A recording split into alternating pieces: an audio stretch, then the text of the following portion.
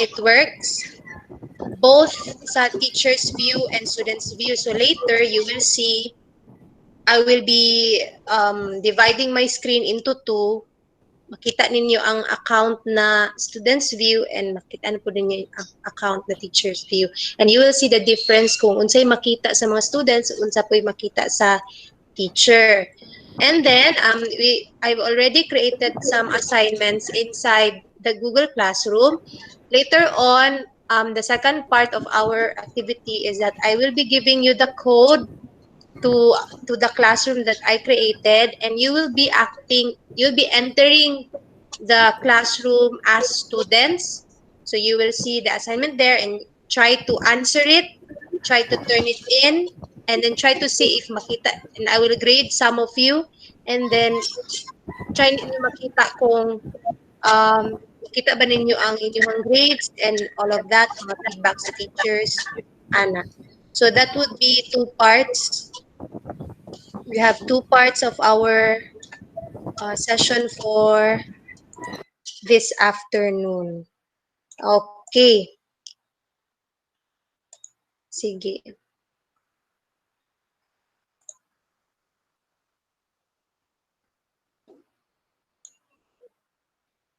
So I'm going to show you na my screen.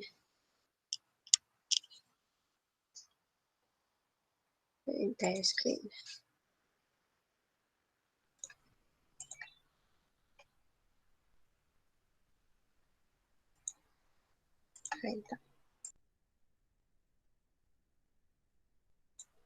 Okay, so I have here my screen. What I'm going to do is I'm going to split my screen para makita ninyo tanan.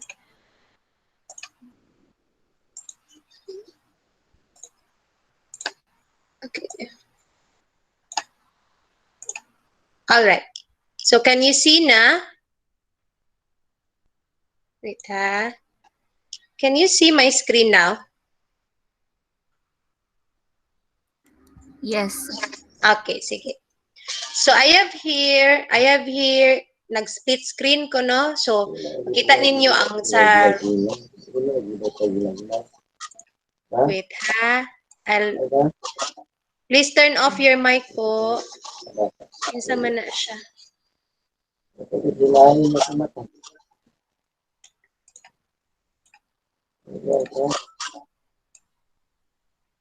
Okay.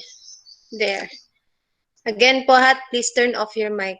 I-mute po yung mic para wala yung unnecessary background noise po maririnig sa webinar.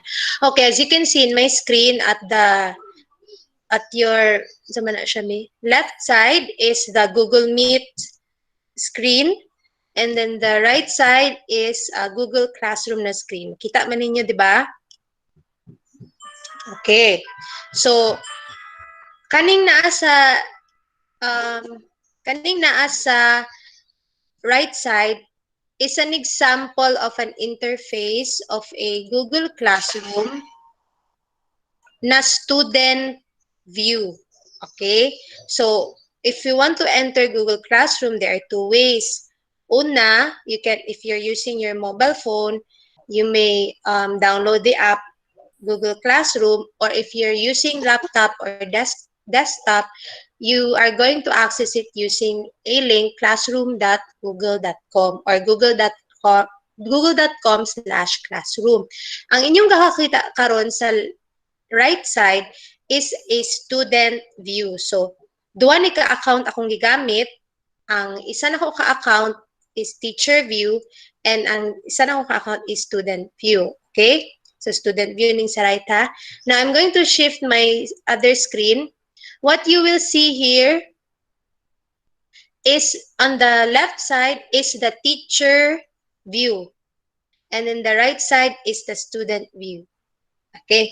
So, ang inyo lang timailhan, kay kung kanino inyo makita nga nawong nako sa icon, teacher view na siya.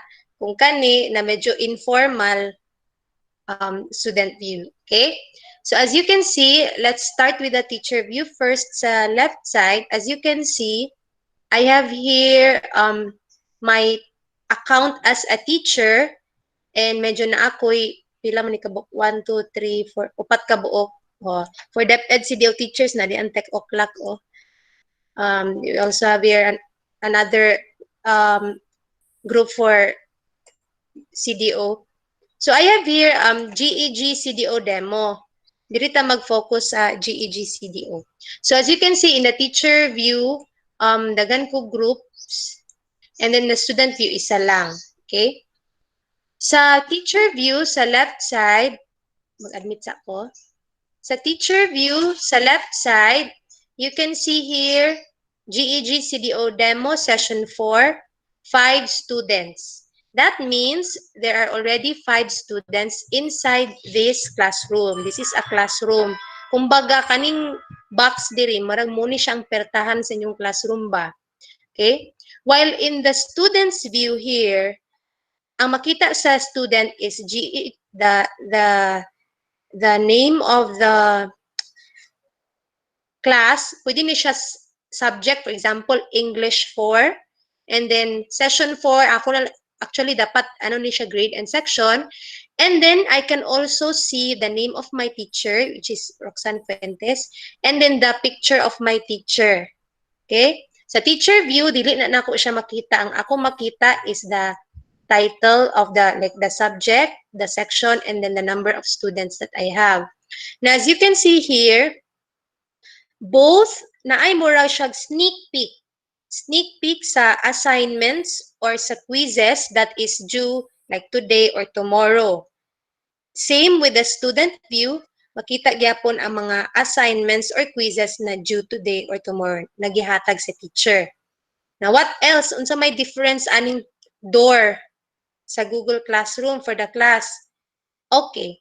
For the teacher view, makita diri kaning naay murag arrow, open gradebook, and then open folder in Google Drive. Okay, later I will explain unsa na sila. And then sa student view, open your work, and then open folder. Unsa may difference aning arrow o kani siya? Kaning arrow, once na i-open ni siya sa teacher, makita niya yung gradebook, meaning tanan grades, information sa students as well as the grades of the students for all the activities or assignments na hatag sa teacher, iyang makita.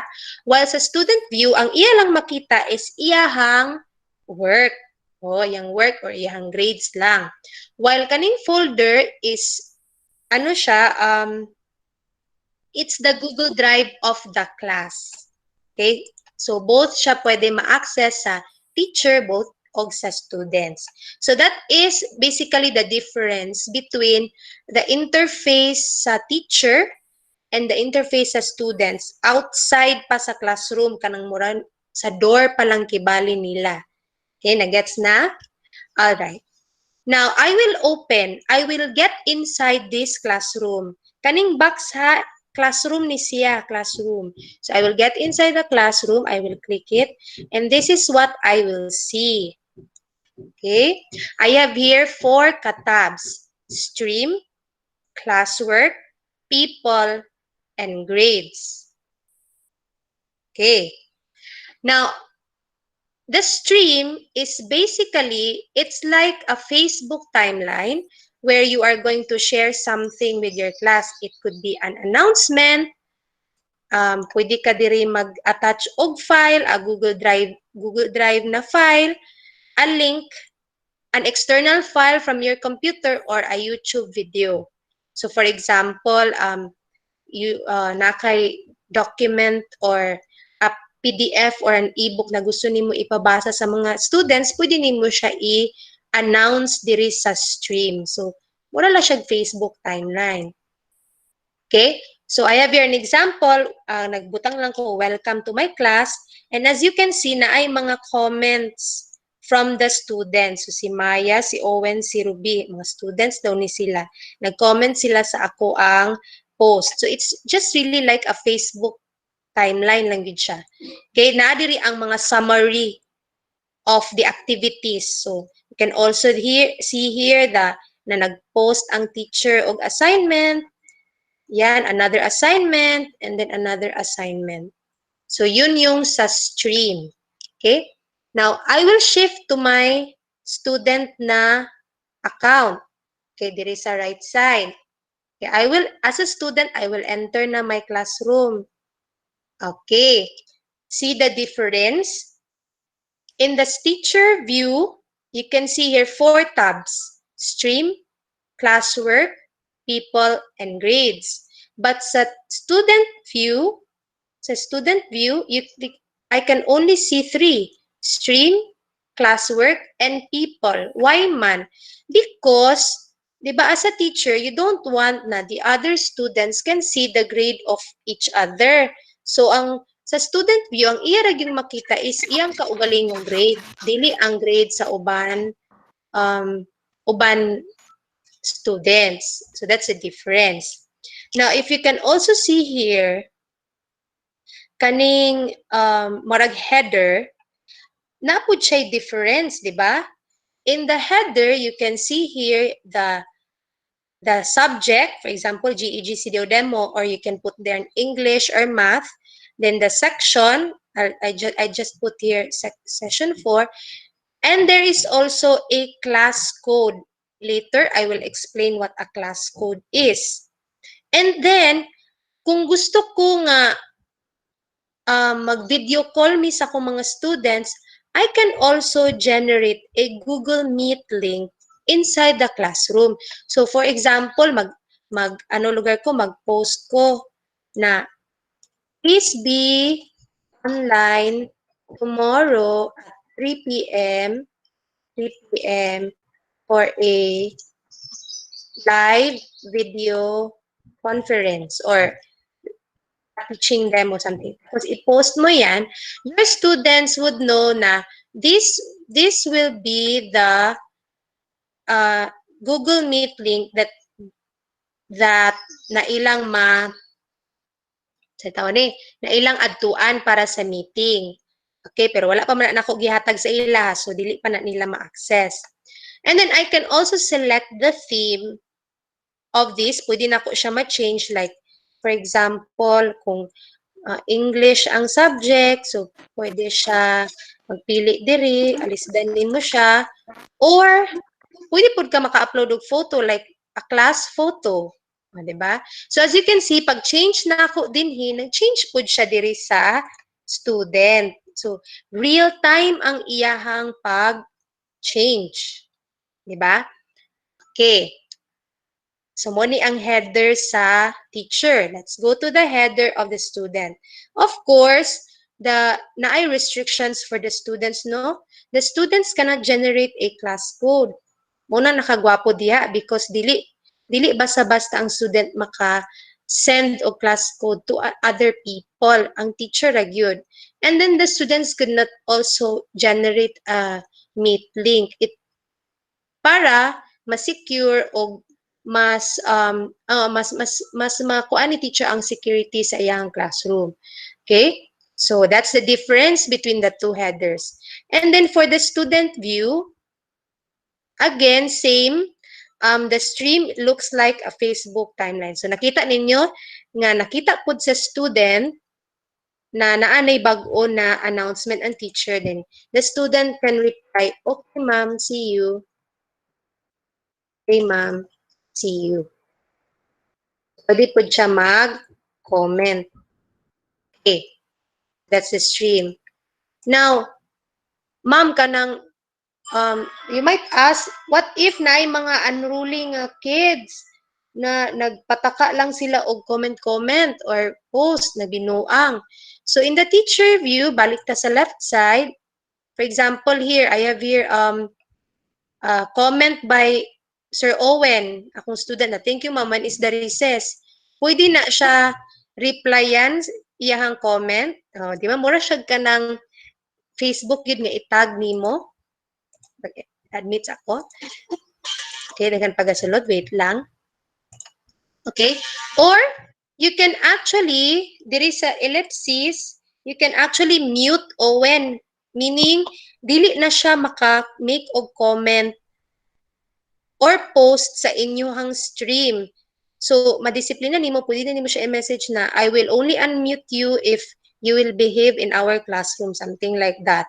Okay, pwede nimo siya i-mute or pwede nimo siya i-delete na lang ang iyang comment if katulang nga comment imong gusto. But if dili gini mo siya ganahan nga mag-post siya kay gusto nimo siya disiplinahon within Google Classroom, pwede nimo siya i-mute. Okay? And then the student could no longer post or make comments in your classroom. But the student can still create or make his or her assignments. Okay? Medyo mawala lang iyang pagka-unruly. Okay, that's it for the stream. Now let's go to the second tab. The second tab is classwork. Okay, I will click the classwork here. For the teacher, for the student, I will also click classwork. All right, see the difference? For the teacher, there is a create button here because it is the teacher who can only make the or create an assignment or an activity. While in the student na view, ang iya lang po makita is iyang kaugalingong work. View your work. Alright? And then, in the teacher, again, as I said earlier, it's the teacher who can create a Google Meet link while the students cannot.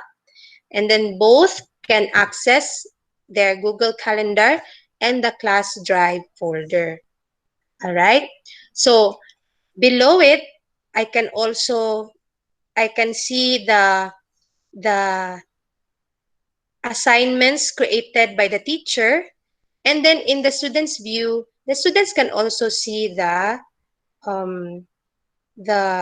assignments. So same lang siya. The only difference is that maka-create ang teacher while ang student can only view their own work, not the other students' work. So, excuse me. So, ako lang ipadako lang sa ang screen sa teacher kay para mo ni siya tong focus karon. How do you create? Yes. Daghan pa'y gusto mo sulod. Wala naman. Wala na? Sulod na? Okay na? Oh, I will know man if naay mo sulod kay mo. Okay. Ping man siya. Alright. Okay. Sige. Okay, so I have here now the teacher view. Ako lang ipadako kay dirita mag-focus. Okay? So, as you can see, there are 3 assignments here na per later na nato siya ukabon. Okay, how do you create your assignment? So, if you click the create button, there are 5 kinds of assignments that you can activities that you can create in Google Classroom. Una, you can create an assignment, any kind of assignment, like could be an essay, formative, a test, a periodical exam, or anything. Quiz assignment is quiz by generating a Google form. Yan, dito lalabas if you want to create a Google form na quiz inside Google Classroom. This is what you're going to click. Question is if simple poll lang, for example, yes or no nga mga questions. Material, if you want to upload a material that you're going to read or a video that you're going to watch. Reuse post is, for example, naakay Google Classroom last year, and then you just want to reuse the post or the assignment of last year to your class year, pwede na nimo siya mabuhat. And then the list of topics. Okay, let's have first the assignment. If you click the assignment, this is how it looks like, no? First is you're going to create a title. So may title sa imong assignment. Ana siya title. And then the instructions, imong mga general instructions. And then you can add here a Google Drive file, a link, a file from, example, kung naakay test paper sa imuhang laptop, then dito sila moto ilang beses silang answer, or a YouTube video. Gusto ka na YouTube video, then ang imuhang instruction is create a reaction paper on the video that you just watched. Pwede ka na nimo siya i-add din sa imong assignment. Or you can create a doc, a slide, sheets, drawings, or forms within your assignment. Okay? And then here, at the right side, mag-identify ka para kay kinsa man ni nga assignment. So, for this, so I have here two sections, no? So, for GEG CDO lang ba siya or appeal ba sa grade for Aquino? So, this is good if you have multiple sections, handle ka og multiple sections, no? Kaya pwede di mo siya nga, isa ka assignment, tanan sections imong sendan. And then, you can also identify here kung for GEG CDO siya, para kay kinsa man siya nga GEG CDO, para ba siya sa tanan students or pwede po nimo i-specify na kaning assignment for Owen lang kay practice test ni siya or kuan siya kanang remedial ni siya nga test. So pwede nimo i-specify diri para kay kinsa siya. Pero for the purpose of this demo, I just put all students. And then points, you can assign points here. You can put 10 points, 100, depende sa imo, or you can actually choose ungraded kung like formative lang siya or nalang kay opinion lang, something. And then due is you're going to identify the due date and time. So for example, tomorrow ang deadline, that means kung mo-go beyond siya. Example, if you identify May 15 man ta karon, so if you identify May 16, and then ang imong time is 11:59 p.m. That means if the student dili siya makasubmit beyond that time, close na ni siya, dili na siya makasubmit. Kaya ang giset mo na due is May 16, 11:59. So the students can only submit their work on or before that time. And then you can also identify the topic. So for example, kung English ka, unsa man na siya nga assignment, is it for the topic on verbs or adjectives, stuff like that. And then here, this is what is nice, no? You can actually create or identify, set your rubric. Again, dili pa nako ma-set karon because wala pa man nako ning gipang fill upan. So if for example, if you have a physical na nga rubric, all you have to do is type it down or copy and paste kung namoy soft copy daan diri sa rubric. And then if it's an essay type, for example, moingon ka, teacher, basin magko-copy and paste lang sila sa internet. Oh, that is what is nice with Google Classroom. Kay naatay ginatawag diri nga originality report. If you click originality report, mo create na siya using Google's artificial intelligence. I-check ni Google ang gisubmit na article sa iyong student or sa iyang essay to articles na naa sa mga websites sa Google. So makita nimo kung plagiarized ba ang work sa students, na abay paragraph nga gi-copy and paste lang sa students from another website. So muhatag og report ana ang si Google Classroom if you click this originality report. So may bawa nimo kung 50% of the essay of the student is plagiarized or not. So that is what is very nice if you use Google Classroom for essays actually. Right? So I'll X that one lang kay naa naman ko gibuhat diri. So this is an example of an assignment that we did, no? So what did you do during the summer? So I'll just view the assignment that I made. And then diri na ko makita na ay duha ka tab, instructions, kato kung gihimo nga instruction nga what did you do during the summer, and I gave 100 points, and then my instruction is answer in 3 sentences only. Now if once na mahatag na nako sa mga student, ma-post na nako, you can actually see if the students already did the assignment through the student works na tab. So if you click that one, makita na nimo siya kaning interface. So you can see here 2 graded. That means ang 2 graded meaning na hatagan na nako og grade. Nabasa na nako ilahang output and nagraduhan na nako siya. While ang to assign is gihatag na nako ang assignment,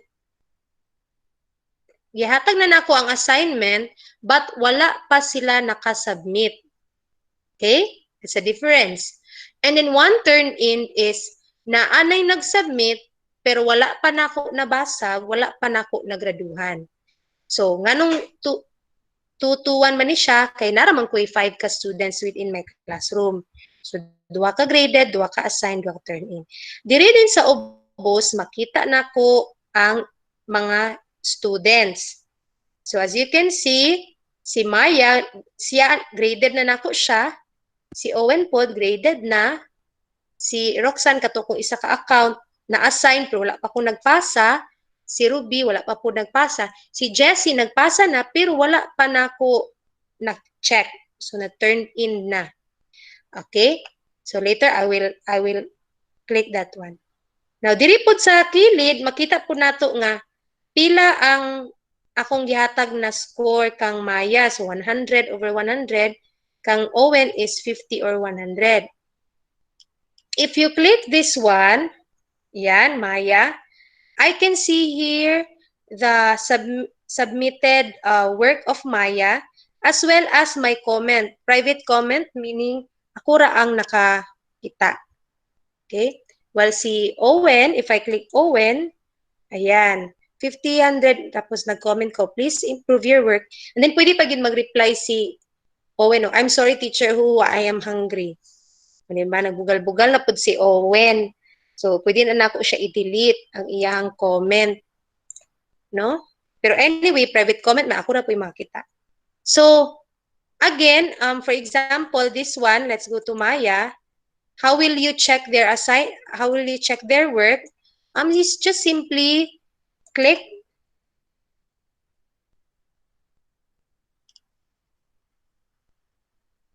ang katuloy lang gi-submit. And then, ayan, mabasa na nako ang ilahang assignment. Tapos, diri din sa side, I can put the grade. Yan, I can put the grade and I can put a private comment. Now, if you put a rubric here, naapan na siya, kung gusto ka nga magnaay rubric din iset lang nimo siya ang imuhang criteria para makita sa student na nganong naka 100% siya. Okay? So for the purpose of the demo, kanila akong gibutang grade and then the private comment. And then you just click return. Pag click nimo sa return, makita na sa student ang iyahang grade. Okay? I'll just exit. Now let's go to the student view. Okay? So teacher view man to no sa classwork. Now let's go to student view. Again ha, kaning screen nga naa sa left side is teacher view, kaning screen nga naa sa right side is student view. So for example, adto ko sa akong sa student view. Okay, so naay gihatag si teacher again, what did you do during the summer? Di ba kaganina makita nato diri?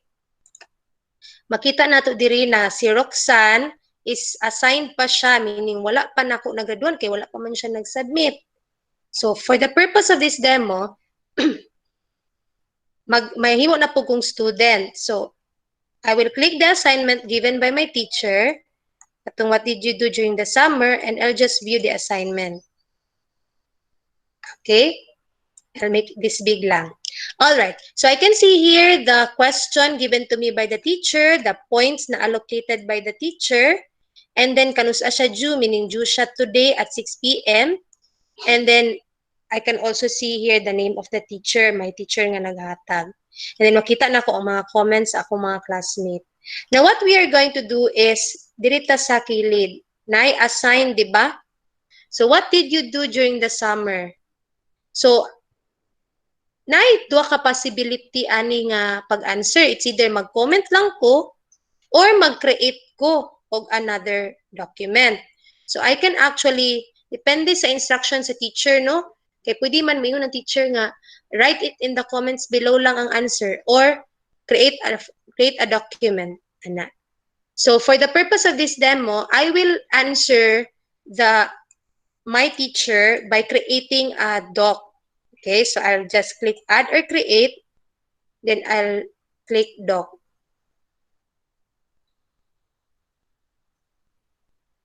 Okay, so creating docs na siya. Alright, now I am going to click it. Ayan. Tapos merong lalabas na another Google Doc. Sa taas, mabasa na ko itong question na gihatag ni teacher. What did you do during the summer? So I can answer now. I just slept.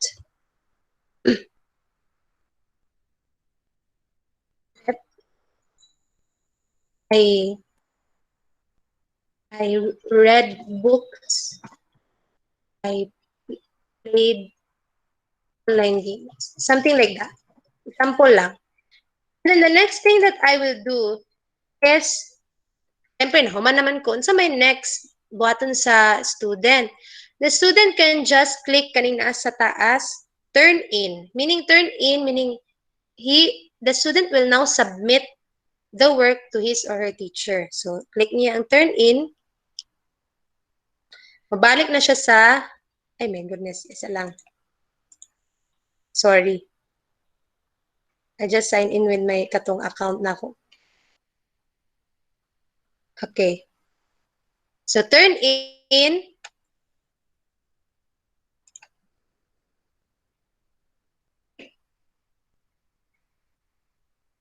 Balik ta.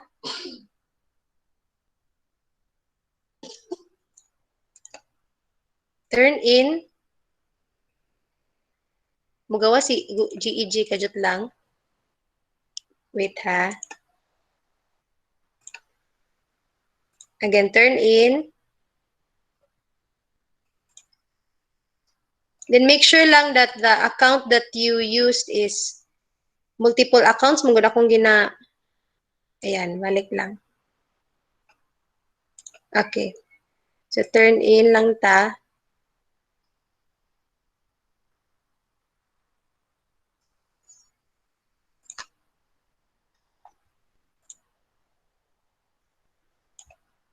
Bawal ha.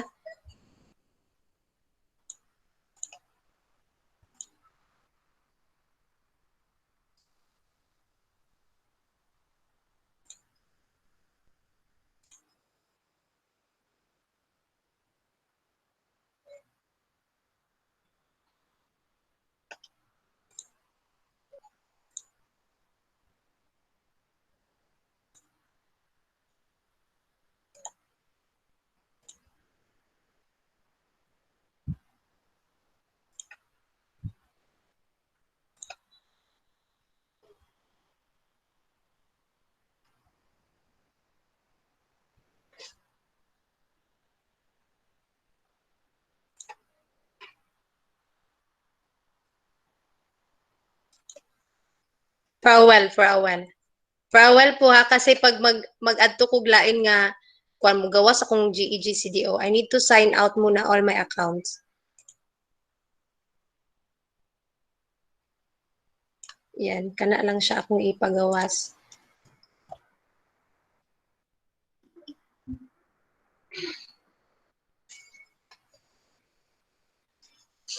Ayan. So again, you turn it in.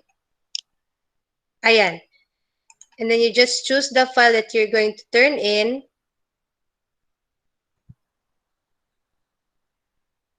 Okay. And let's see if we can check na the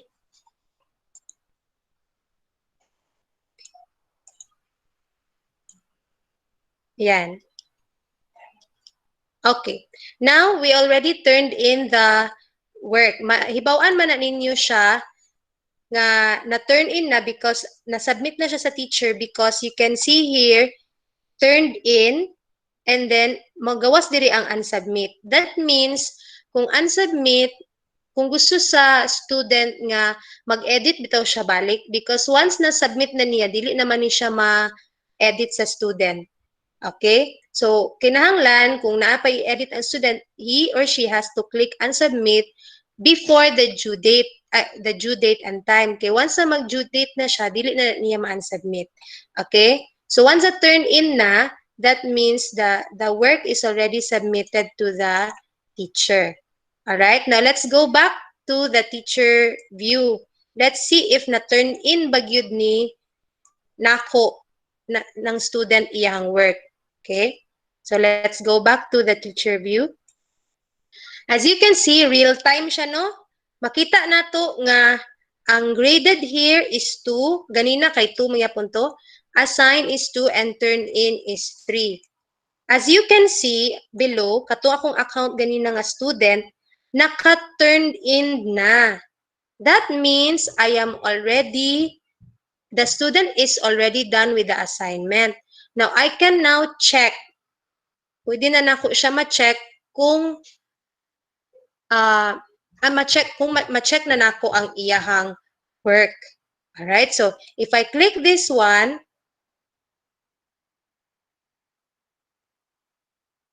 okay, if I click that one, same process lang yapon ganina, and mabasa na nako ang iyahang sulat ganina. I read books, I played online games, mo man ni siya.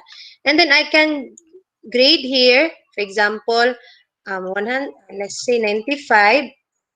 Then I can put a private comment, keep it up, then post. And then so that the student can see the grade na, the teacher will just have to click return. Okay? Once na ma-return na siya, mo reflect na din siya sa student ang grade niya giyatan ni teacher nga 95. Let's just wait. Okay? So that is for the teacher. Now let's go back to the student view. Okay. So if the student will now be able to see his or her score. So how will you do that? Okay, balik tayo sa classwork. View your work. And then there, you can already see sa student nga nana ang score ni teacher nga 95. Now, if you are going to click it, makita po nimo ang katong gihatag ni teacher na private comment na keep it up. And then also the document that you submitted. So, it's just very simple. You can also see here the assigned. That means napay duha ka assignment na wala nansiran. You as a student. Returned with grade. Oh, di ba? Igawas na tong na-graduan na nga assignment ni teacher. O you can also see missing, which is wala na may missing. Alright? So that is how the classwork looks like for both teacher na view and student na view. Okay, let's go back lang to for a while. Let's go back lang to classwork. Yan. Okay, so balik ta sa classwork. So as you can see here, at the bottom, makita na nako na tulo na ka-graded and duha ka turned in and 0. For the what did you do during the summer na activity. All right, that's a difference between the teacher view and the student's view. Now, I would also like later na po ko'y gibuhat diri nga attendance. Ma'am Cheryl, kindly mute. Okay. Na po ko'y gihimo diri nga attendance. This is an example. Okay, I will maximize. This is an example of a quiz assignment. That means a Google form na quiz. Okay, Ma'am Cheryl, please mute. Ayan. Okay, bale. So the attendance is a sample of a Google form. So for example, if I click that one and then view the assignment, yan, meron akong ginawa na Google form for attendance. So again, you can see na nag-turn in na, meaning nag-answer na si Maya, si Owen, si Jessie, while si Ruby and my student account is wala pa. Kita gyapon ninyo diya. So na tulo ka turn in, duha ka assign. How do you make that one? Simple ra gyapon kayo dito ra gyapon sa create. And then if you create quiz assignment, ayan. Same interface ra gyapon, and then you just click this one para maka-generate ka og Google Form. Later on, makita na ninyo kung sa hitsura ana when you enter the classroom. Kay interface pa man ni akong ipakita karon. Alright? So that's for stream and classwork. Now let's go to people. For people, for teacher view, makita na ko ang akong teachers, the teachers, and I can actually add or invite a co-teacher. For example, kung team teaching me. This is very good if, for example, ang inyong style sa pag-generate sa classroom is dili siya by subject. If inyong gusto is by class or by section. So, pwede mo maghimo o classroom na one section then naa dito tanan teachers. Or pwede po mo makahimo og classroom na one subject tapos lahi-lahi ang naa dito tanan students, something like that. So depende actually sa inyo, but you can actually add more teachers in one classroom if you want to team teach or if you want to have one classroom with na naa dito tanan ang teachers. And then sa ubos is as the students that is inside the classroom, I can actually add the students here, invite students by using by sending an email, an invitation to their email. And then I can also remove an email. I can email the student or I can actually remove pod. Example, si Jesse, di siya diya ang section. I can remove him, mute him, or email. So, ana siya for the teacher view. While the student's view, ang makita rin sa student's view is makita lang niya iyang kinsa iyang teacher or teachers and his or her classmates. Wala siya pwede mabuhat ana. Okay? Kung gusto lang niya ilailahon iyang mga classmates and teachers. So I think that's it for the student view. Now for the teacher's view, there is an additional tab which is the grades. For the grades, makita ninyo tanan diri ang summary of everything, no? You can see here the 3 assignments, the 3 quizzes or the 3 activities, and then the score out of 10 out of 100. And then I can also see here the names of my pupil students, and then their scores, the scores that you gave, and then the average. Okay, magkakaroon lang yan ng average, class average if meron ng students na nag-answer or nag-submit ng work niya. Okay? So I think that's it for my demo. Kung malibog mo, if you get confused with how you work with Google Classroom, just remember lang you these 4 tabs as a teacher. The stream, the classwork, the people, and the grades. I think it's very self-explanatory naman. Okay? So any questions before we'll begin with our kay diri na to buhaton atong attendance for today's session. Okay? Sige, any questions? May mga Ma'am question, Rock, press on. Yes. Ma'am Rock, si Jean May ni. Yes. Yes, yes.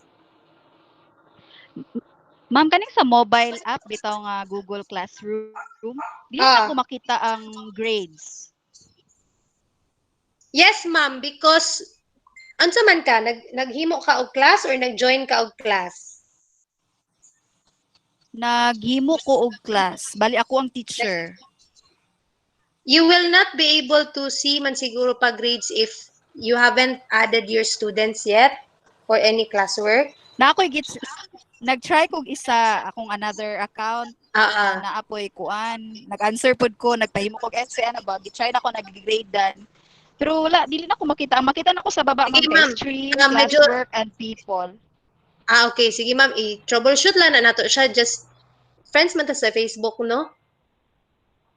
Friends man ta sa Sige, Facebook. sige, ma'am. I-PM na lang Pero ko, ma'am, kay mugawas medyo. gid siya, ma'am, Kinala na siya kung... troubleshooting. Yes, mugawas na siya, ma'am. Na siya option. Sige, sige. Mag-troubleshoot lang ta kung Okay. anong nawala na siya diya. Okay? Okay, thank you, ma'am. Sige. Sige, for the next part of our uh, activity session for today, you are now going to enter na the classroom. Now, atong buhaton is ani there are two activities here. Tell me your dreams and attendance. Okay? We will start with dreams muna. You are going to enter the classroom, you go to your classwork, and then you click tell me your dreams. Kana lang sa Sige. I will give you now the code. The code is KLDSZ4H. Please join a class. Once you enter classroom.google.com, click join class. And enter the code. Please read na lang sa chat box. KLDSC4H. Ma'am, asa man na nako makita ang kanang join class? Okay, I'll show you how. Okay, balik ta sa atong kuan diri. Kita mo aning pag mo sulod na mo sa inyong Google Classroom, kita mo aning plus sign sa upper right if you're using your laptop. If you click that one, na duha ka option, join class o create class. Now for this session, you will be acting as students man. You click join class and then you type or copy and paste the class code that I have given na gi-post nako diya sa chat kaning KLD wait KLD Z4H and then you just click join. Sige, hulatan ta mo mga 2 minutes.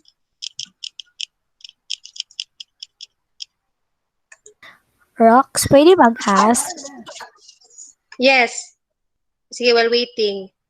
Si Kathleen ni Rox, Oo. kayang I have joined man the classroom na magubi sa masteral na mo ba? Nganong na ay tendency nagakawala ang kanang mga submitted reports sa students? Ha? Dili man siya mawala. Kaya katong missing, di ba, nakikipakita na missing ato kaganina. Namoy may isang na class na nagpasa, then nawala ilang mga reports. Naasa mong masteral, manggod na mo na time. What happened man kanang Nag-submit sila or nag-turn in sila. Naka-turn in siya. Pero Dayon. nawala ilang report. Rox, basta hindi unsubmit. I don't know what happened, no, kay once man good na you submit a report, musulod man good na siya sa Google Drive nga class folder ninyo na Google Drive. Unless kung na-delete siya dito mismo sa Google Drive na inyong i-create. Kay mo create man good na siya. I'll show you my drive ha.